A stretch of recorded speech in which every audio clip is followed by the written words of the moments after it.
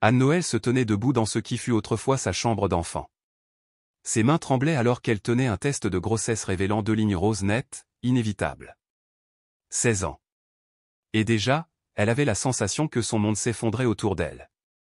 Dehors, la pluie d'automne s'abattait doucement sur le toit, régulière, presque apaisante, contrastant cruellement avec le chaos intérieur qui grondait en elle. Le clapotis de l'eau contre la fenêtre accentuait le silence tendu de la pièce. Rien n'avait changé dans la maison, les rideaux soigneusement repassés, le parquet ciré, les coussins disposés avec rigueur. Tout respirait la perfection, mais une perfection d'apparat, sans chaleur, sans amour. Enceinte? La voix glaciale de sa mère, Diane, déchira l'atmosphère comme un fouet. Elle se tenait sur le seuil, droite, les bras croisés, ses ongles manucurés si crispés que ses jointures blanchissaient. Hors de question. Cela n'arrivera pas dans cette famille. Le père d'Anne, Michel Chéry, juge respecté et redouté de la ville, pénétra dans la pièce d'un pas lourd. Son visage, d'ordinaire impassible dans les tribunaux, était marqué cette fois par une colère contenue et un mépris dévastateur. « Qui est le père de l'enfant » demanda-t-il d'une voix basse, presque menaçante. « Antoine » murmura Anne-Noël, les yeux embués de larmes. « C'est Antoine, le garçon qui répare des voitures. » Un rire glacial s'échappa des lèvres de Diane. « Antoine ? Voilà donc le résultat de 16 ans d'éducation dans les meilleures écoles privées ?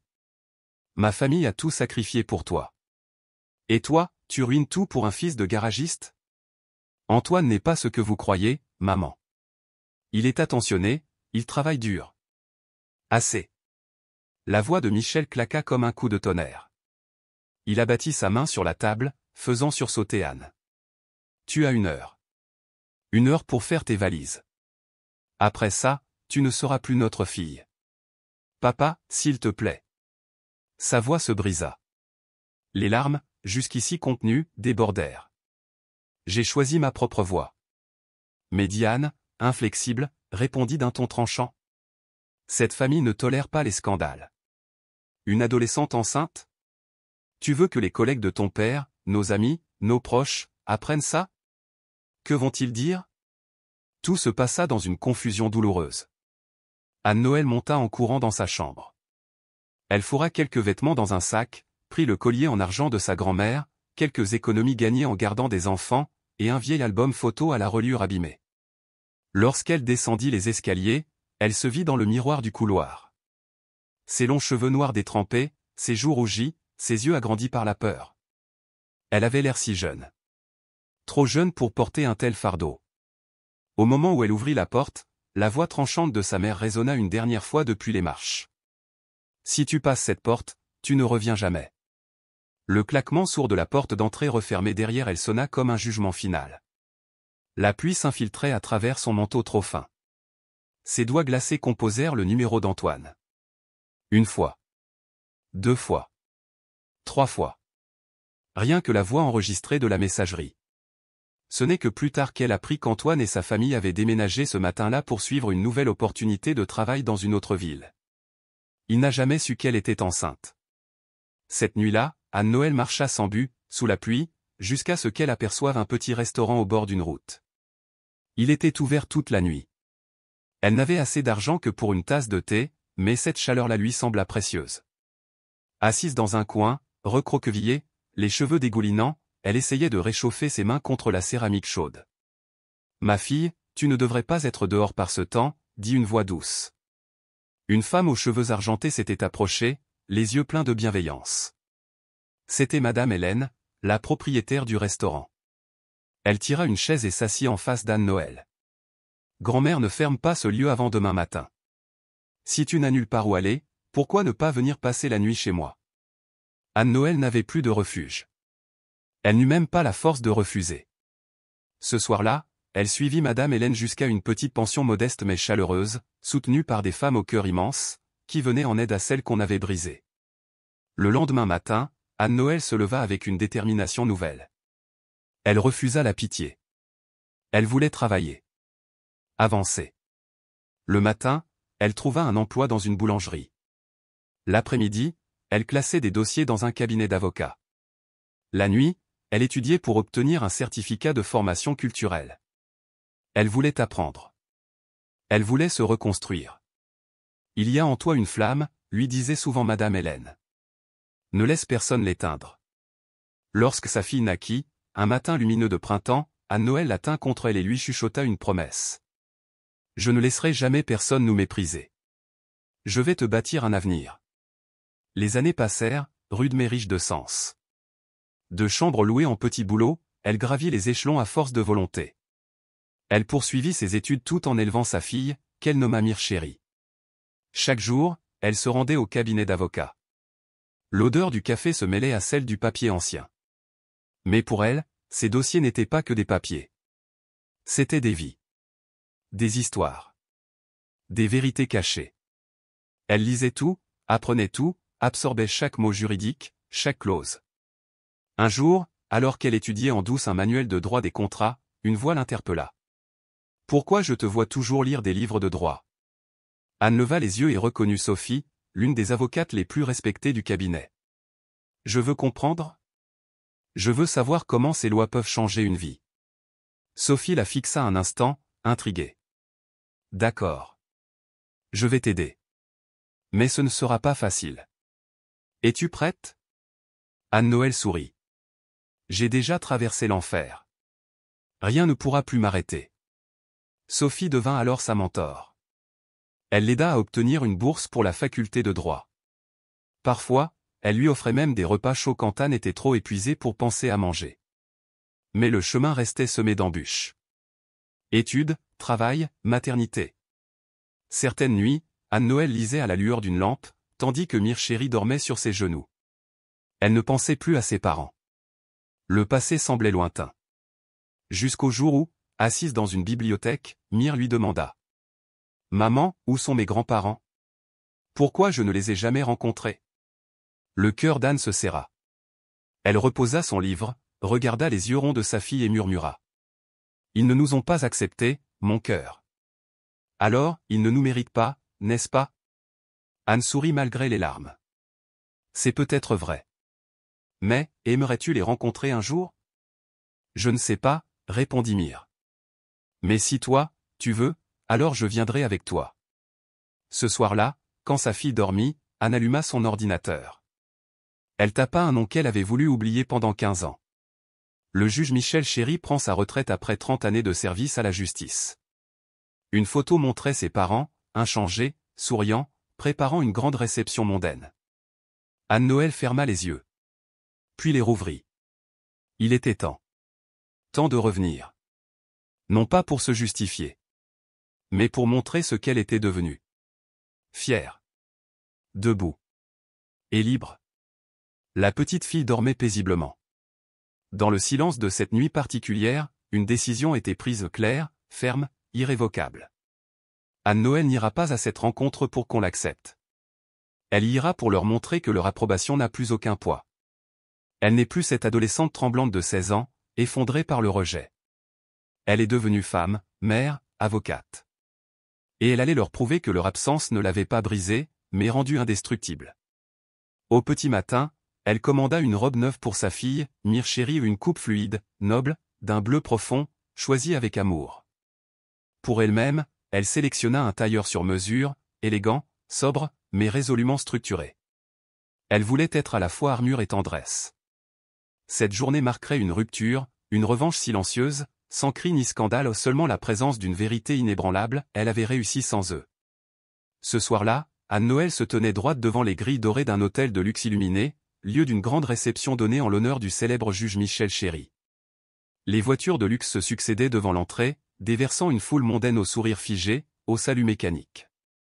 La façade scintillait, les éclats de cristal se mêlaient aux murmures des puissants. Mais rien de tout cela ne l'impressionnait.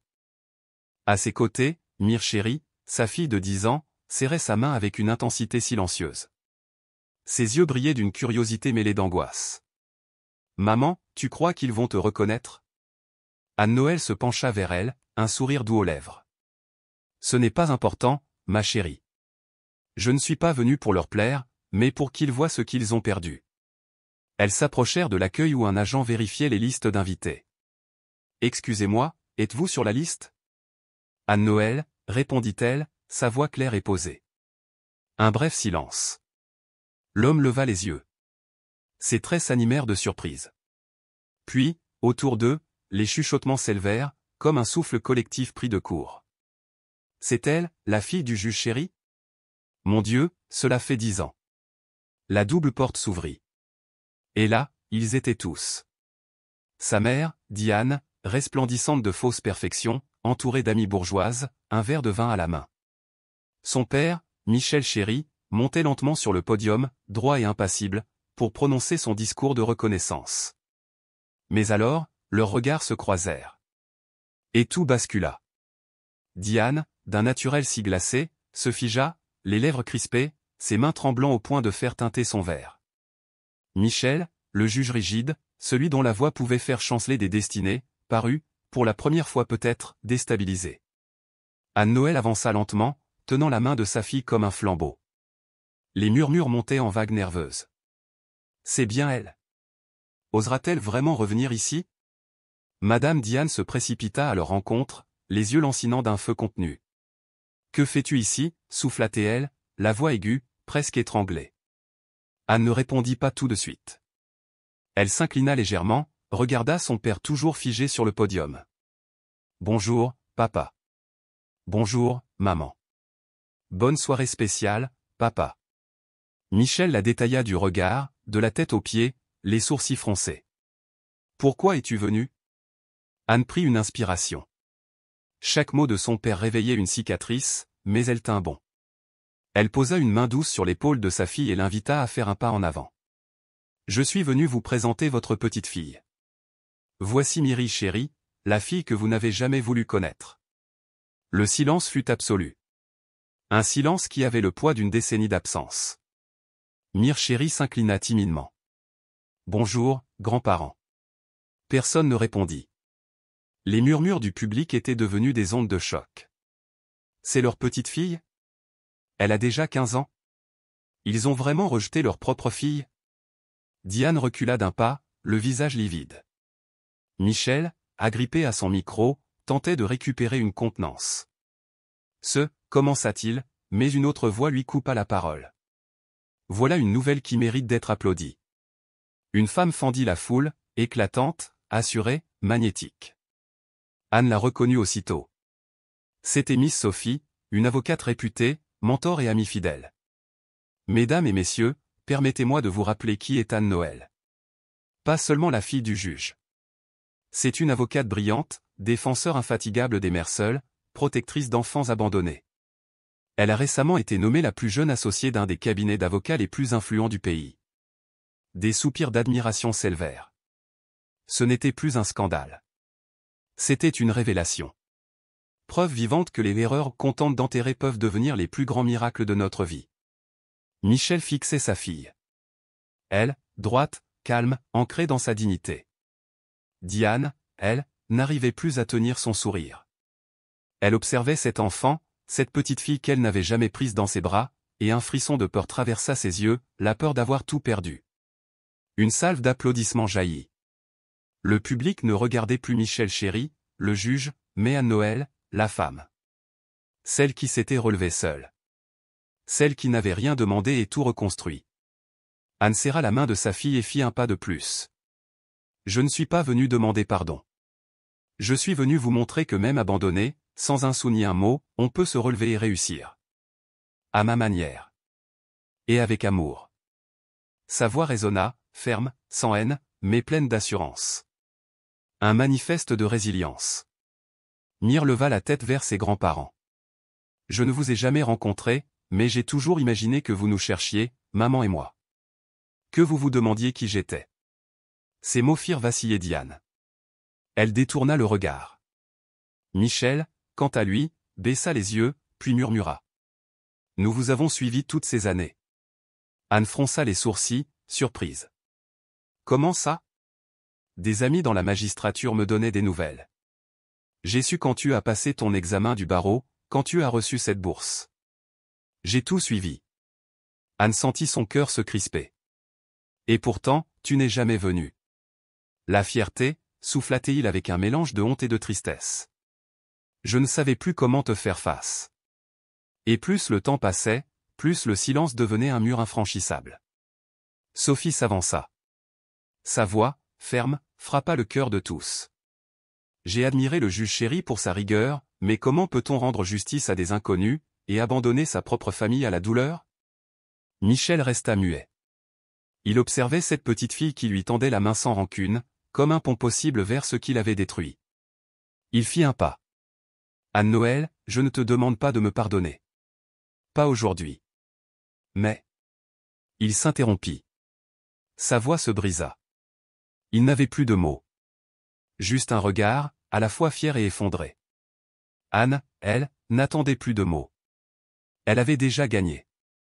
Elle regarda sa fille, puis la salle figée par l'émotion. Et elle sut qu'elle n'avait plus besoin d'approbation. Elle avait l'amour.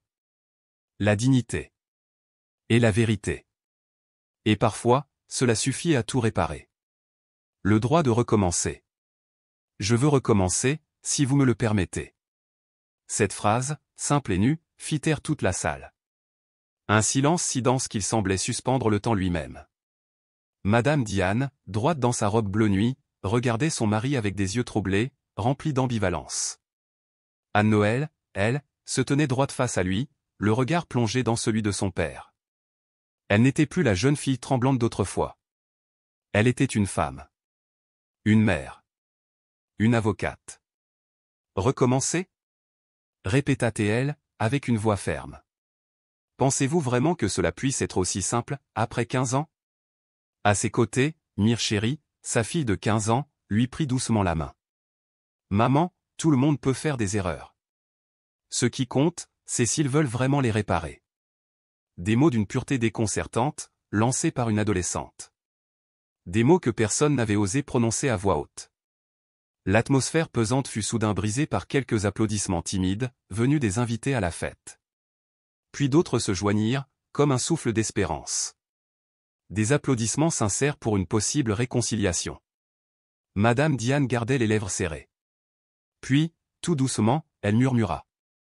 Peut-être, il est temps de vraiment tout reconsidérer. Anne-Noël esquissa un sourire, presque imperceptible. Et alors, maman? Tu veux reconsidérer, pour moi? Ou pour ce que les gens diraient si tu ne le faisais pas? Madame Diane ne répondit pas. Le silence retomba, mais un autre le brisa, une voix douce et affirmée, celle de Mire Chéri. Nous vous donnerons une chance. Mais seulement si elle est sincère. Son regard d'enfant portait une maturité troublante. Un autre silence s'installa. Puis Michel Chéri, juge à la retraite et père d'Anne, hocha lentement la tête. Alors, commençons par un repas en famille. Ce dimanche. Est-ce que vous seriez prête à rentrer à la maison? Anne-Noël le regarda longuement. Elle ne savait pas exactement ce qu'il attendait d'elle.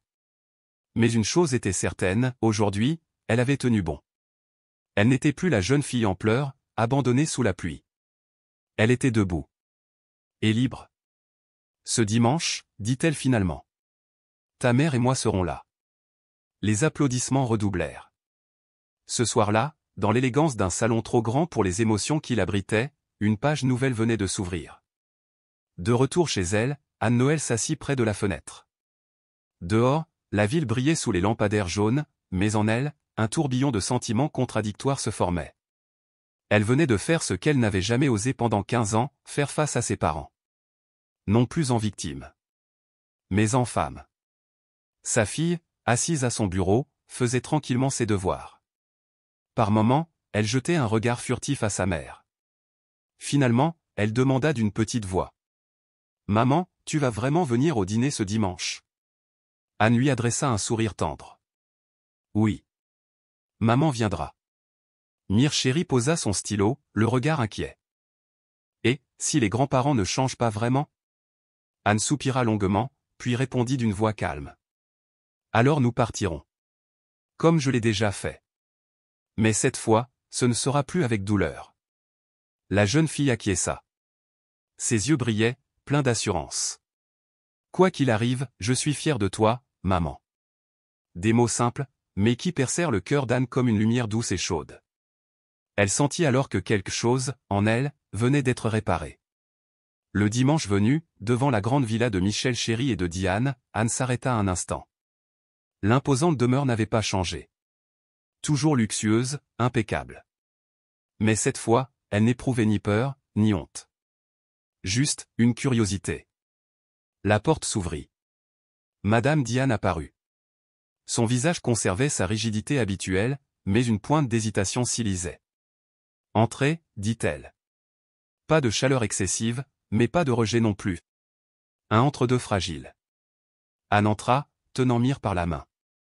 La maison semblait vaste, magnifique, mais vide d'âme. Dans le salon, Michel Chéri était assis, le regard un peu moins sévère que dans ses souvenirs. « Bonjour », dit doucement Mire en s'inclinant poliment. Son grand-père la regarda, confus. Puis il hocha la tête. « Bonjour ». Tous prirent place autour de la table. L'ambiance était tendue, maladroite. Madame Diane, sans un mot, servit à manger dans l'assiette d'Anne. Michel, lui, se tourna vers sa petite-fille. « En quelle classe es-tu » ? « En 10e, répondit-elle avec fierté. « J'aime le droit. »« Comme maman. » Les yeux du vieil homme s'illuminèrent. « Vraiment ? Quel livre as-tu lu dernièrement » Mire se lança alors dans un récit passionné sur ce qu'elle avait découvert en étudiant. Peu à peu, la conversation s'assouplit. Et, pour la première fois depuis 15 ans, Anne vit de l'intérêt sincère dans les yeux de son père. Le repas s'acheva sans grande déclaration, sans excuses criantes. Mais dans les gestes, les silences, les regards, quelque chose changeait. Diane observait parfois sa fille avec un mélange de regret et de tendresse discrète.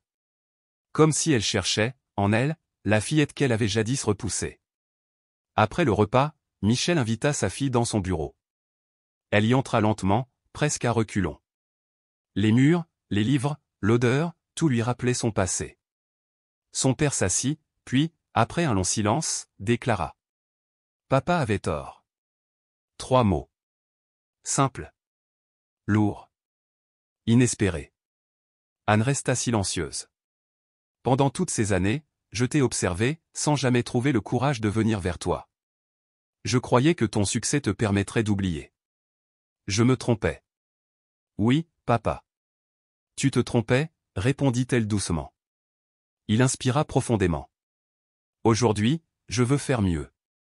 Pas seulement avec toi. Avec Mire aussi. Si tu m'y autorises. Pour la première fois, Anne vit dans ses yeux une sincérité pure. Elle ne répondit pas immédiatement. Le pardon n'est pas une décision soudaine. C'est un chemin. Mais en elle, une réponse prenait racine. Elle se leva. Dans le salon, Mire riait avec sa grand-mère. Un rire pur, enfantin. Anne se retourna vers son père et murmura. Nous pouvons essayer. Pas un pardon complet. Mais un début. Et parfois, un début suffit. Depuis ce repas, les choses n'ont pas radicalement changé. Mais les fondations étaient là.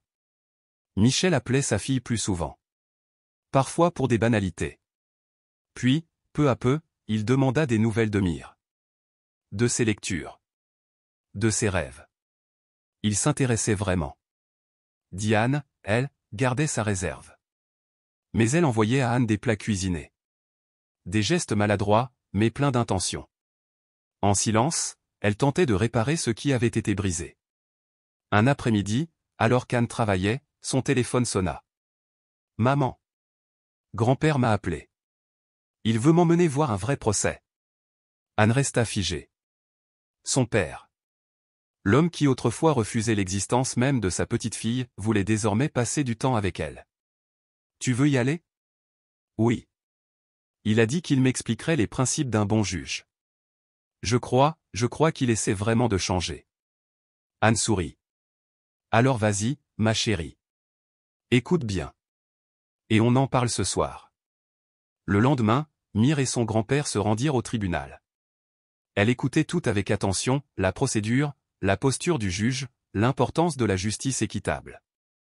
À la fin, ils s'assirent dans un café. Michel la regarda, le regard attendri. « Dis-moi, petite fille, tu en veux à ton grand-père » Elle posa son verre. Le regarda droit dans les yeux. Et sourit. Anne-Noël leva lentement la tête et regarda son père droit dans les yeux. Sa voix était calme mais chargée de cette gravité que seuls les enfants blessés peuvent porter. « Je ne sais pas, mais je crois que si vous voulez vraiment réparer vos erreurs, il n'est pas trop tard. » Cette phrase, simple en apparence, eut l'effet d'un coup de tonnerre dans la pièce. Monsieur Michel Chéry resta figé. Lui, l'homme rigide, ancien juge respecté, comprit en cet instant quelque chose qu'aucun tribunal ne lui avait jamais enseigné: l'amour ne se commande pas, il se reconstruit lentement, humblement, s'il en reste la volonté. Dans les jours qui suivirent, un changement discret mais profond s'opéra. Michel Chéry commença à passer du temps avec sa petite-fille, Mire Chéry. Il l'emmena à la bibliothèque de droit de la ville, celle-là même où il avait révisé jadis ses premiers cours. Il lui offrit des ouvrages qu'il avait lui-même lus, annotés de sa main, comme s'il voulait transmettre autre chose que des lois, un lien. De son côté, Madame Diane, si souvent murée dans la froideur et l'apparence, s'ouvrit petit à petit à sa fille. Un après-midi, sans prévenir, elle frappa à la porte de l'appartement modeste d'Anne Noël. C'était la première fois qu'elle remettait les pieds chez sa fille depuis l'année où elle l'avait reniée. Elle entra lentement, observant le petit salon chaleureux, les rideaux fleuris, les livres empilés dans les coins. Puis elle déposa une boîte sur la table. « C'est un gâteau au tarot, mon préféré quand j'étais petite. » Anne Noël ne dit rien. Mais en voyant ce geste, elle sentit une vague d'émotion monter, comme une rivière longtemps contenue. Elle hocha simplement la tête. Sa mère s'assit, le regard fuyant. Après un long silence, elle murmura. « Je ne sais pas par où commencer, mais peut-être que je me suis trompée pendant trop d'années. » Ces mots-là, Anne Noël les avait attendus toute sa vie. Elle avait imaginé ce moment tant de fois. Mais quand il arriva enfin, elle comprit que le plus important n'était pas les excuses. C'étaient les actes. Elle leva les yeux vers sa mère, la contempla longuement, puis esquissa un sourire doux, fragile. « Maman, on peut recommencer. Mais seulement si tu le veux vraiment. » Diane acquiesça. Pour la première fois depuis des années, son sourire ne semblait plus forcé. Et ainsi, les jours passèrent, différents. Les silences lourds laissèrent place à des conversations maladroites, mais sincères. Les regards fuyants furent remplacés par des gestes simples, des appels inattendus, des visites improvisées. Mire Chéry, cette adolescente vive et curieuse, devint le trait d'union inattendu entre deux générations blessées. Elle appelait régulièrement ses grands-parents, leur racontant ses aventures à l'école, les livres de droit qu'elle découvrait, les petites choses du quotidien. Un jour, elle revint à la maison les bras chargés de papier. « Maman. Papy m'a dit d'écrire un essai sur la justice et la compassion. Il a dit, un bon avocat connaît la loi, mais un grand avocat connaît aussi le cœur des gens. » Anne Noël eut un rire attendri. « Ton grand-père vient de te transmettre une vérité que j'ai mis des années à comprendre. » Un soir, pour la première fois en 15 ans, Anne Noël et sa fille franchirent le seuil de la grande maison familiale. Il ne s'agissait plus de confrontation, ni de vengeance. Cette fois, elle venait s'offrir une vraie chance. Le dîner fut simple, mais chaleureux. Pas de tension. Pas de faux-semblants. Juste une famille assise ensemble, à essayer. Mire Chéry racontait ses histoires d'école avec enthousiasme. Madame Diane l'écoutait, le regard doux, avant de se tourner lentement vers sa fille. « J'ai quelque chose à dire. » Tous s'arrêtèrent. Anne Noël la fixa. « J'ai toujours pensé que l'honneur de la famille était plus important que tout. Quand j'ai appris que tu étais enceinte, j'ai eu peur. Peur du jugement, des regards, des murmures. J'ai cru que garder cet enfant serait une honte. Mais je me suis trompée. Ce n'est pas toi qui devais avoir honte, c'était moi. » Anne Noël sentit sa gorge se serrer. Les mots continuaient de couler. « Je ne te demande pas de me pardonner. Mais je veux que tu saches que je suis fier de toi. De ton courage. De la façon dont tu as élevé Mire Chéry. Il m'a fallu trop d'années pour le voir.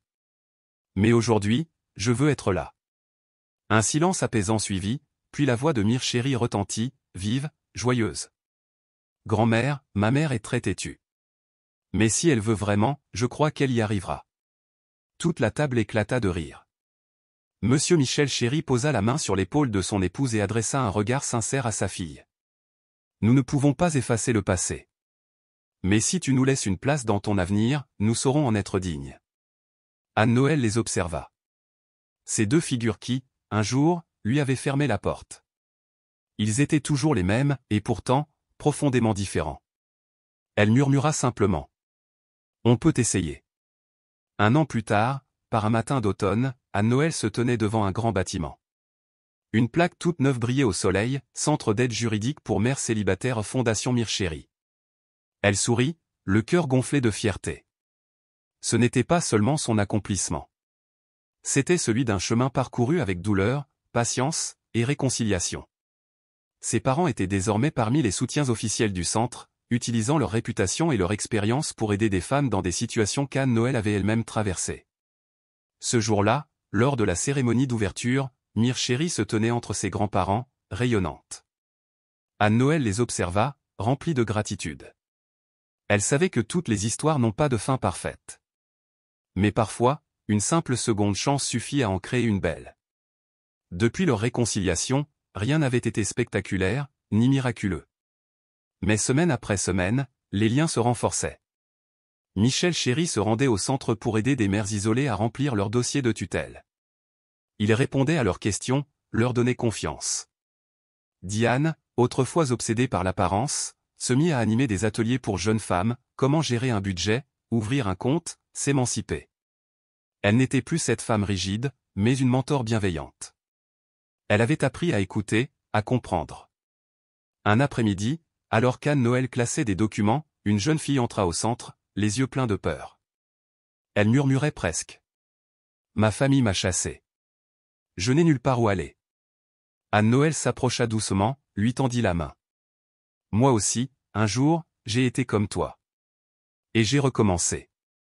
Alors toi aussi, tu peux le faire. » La jeune fille la regarda, bouleversée.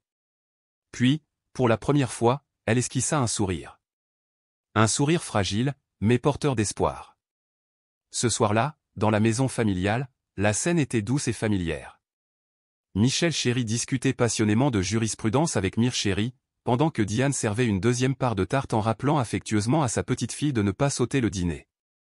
Anne-Noël les regardait, le cœur paisible. Il n'avait pas changé le passé, mais il s'efforçait, jour après jour, de réparer l'avenir. Après le repas, alors que Mire montait dans sa chambre, Diane s'approcha de sa fille. « J'ai quelque chose à te dire. » Anne-Noël se tourna vers elle, attentive. Sa mère sourit. Pas un sourire poli ou gêné. Un vrai, un chaleureux. « Merci, de nous avoir donné une seconde chance. » Anne-Noël ferma les yeux un instant, retenant une larme. Elle ne s'attendait pas à cette phrase. Et pourtant, c'était peut-être la plus belle de toutes. Cet hiver-là, semblait plus froid que d'ordinaire, mais pour Anne-Noël, c'était le plus chaleureux de tous. Pour la première fois depuis 15 longues années, elle buvait le thé du Nouvel An avec ses parents et sa fille, Mira Chérie. Une image autrefois inconcevable.